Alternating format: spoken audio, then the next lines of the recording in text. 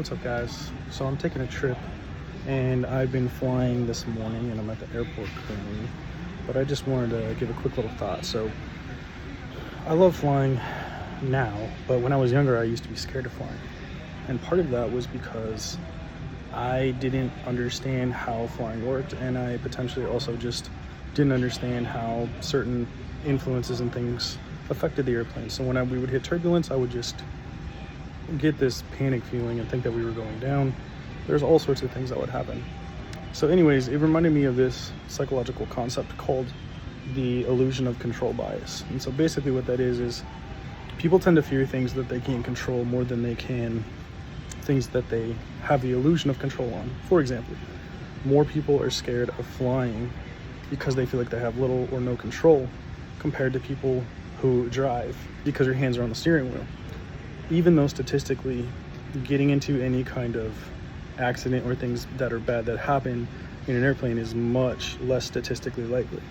And so again, to make a long story short, basically it got me thinking about how we can kind of use that analogy with God as well, that a lot of times we're trying to control things in our lives.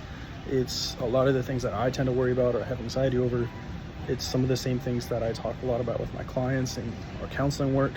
It tends to come down to things that we feel like we can't control.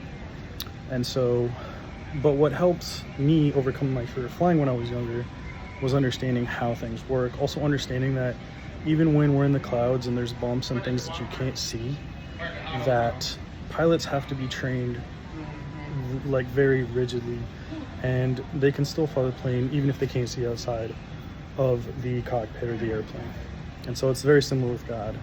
If we fully surrender and fully trust in Him and have built that attachment that's secure and know His track record and put the trust in the one who can see all things that we can't, it doesn't mean that it's easy, but it just helps me to give up that control and to trust the one who can ultimately have things work out and has ultimately control and who has best intentions, and